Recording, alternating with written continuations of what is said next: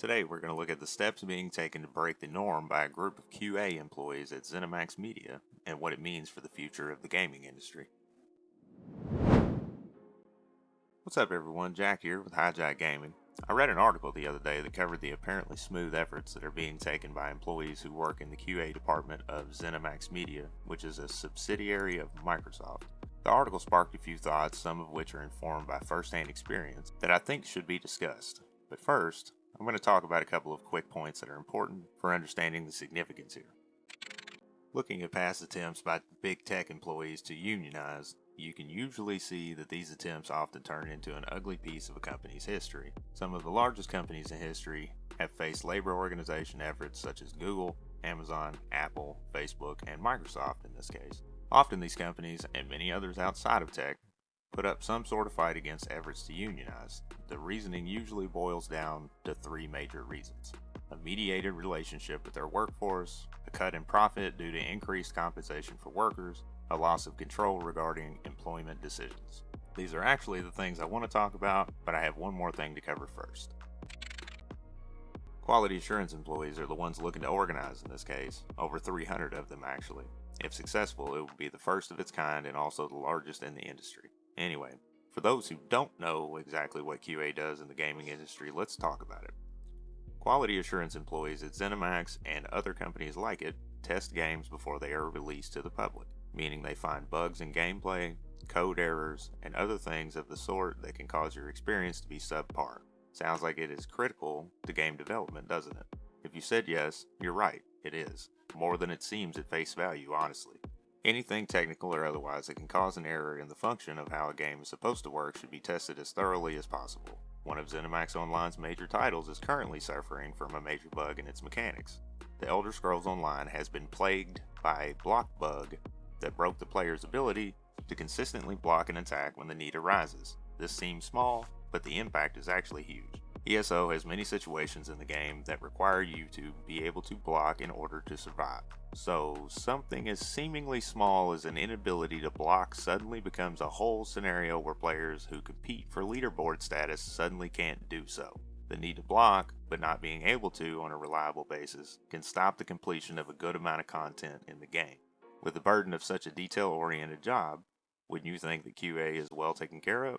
I did until reading some of the reasons why this group is looking to organize. An employee of ID Software spoke with the author of the article, listing a few semi-specific reasons: low pay, systemic crunch, denial of future opportunity. I don't know the internal workings of each reason personally, but I can understand their push if there's any truth to these points. Actually, if you do have any experience with QA in gaming or other parts of game development, leave a comment with your thoughts. I'm sure everyone would benefit from a better understanding of the process. I know I would. So the first reason that I listed earlier was a mediated relationship with the workforce. Companies usually prefer to have the ability to interact with their workforce without any interference, which sounds reasonable. In a sector like gaming, or even just tech in general, industry knowledge is important. Having a third party representing the workforce could impact the amount of knowledge present in different situations. Collective bargaining agreements often lay out processes for handling different situations, such as reorganizing labor, specific jobs, scheduling workers, and even layoffs and terminations. The last bit actually leads to the third point I listed instead of the second, when companies suffer a loss of control regarding employment decisions. Just like it seems reasonable to want to interact freely with the workforce, it also seems reasonable that an organization would want to have the freedom to make decisions regarding employment. Not just hiring and firing though, but layoffs as well. This aspect of business can impact both current talent and the talent left during a period of layoff. I say talent because many unions you hear about are mostly directed at what is considered blue-collar labor. This situation involves what is considered white-collar positions. Computer coding isn't for everyone. It's tedious and can be very demanding if the amount of code you're working with is large, like that found under the hood of a modern video game. Back on point though, it also seems to make sense in some cases that employees should have some protection not entirely based on something like a performance review. After all, why would they still be an employee if they aren't any good? The other point, one that is no less important, is a loss in profit due to increased compensation. This one also seems fairly easy to rationalize. A business exists to provide a good or service in exchange for revenue of some sort. Other types of organizations exist for different purposes, but profit is how a business survives in the present and grows in the future, ideally. One of the points made by the ID Software employee was low pay. If there's any truth in this, the company does have a problem. Quality assurance is nearly always the group that has the last say on whether something is okay for public use or consumption. Would you want to pay for something broken or made wrong to begin with? Not likely. That being said, it's often difficult to decide what reasonable compensation is. There are many factors actually. Factors that I'm not going to get into. This video is about the gaming industry, and that discussion would take a hard right turn into collective bargaining and economics, so we won't go there.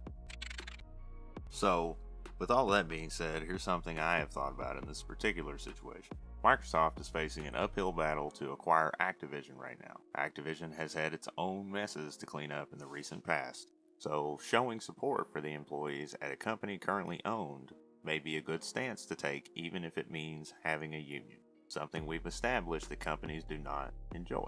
This would ideally paint the picture that Microsoft just wants the best for not just its business, but its current and future employees.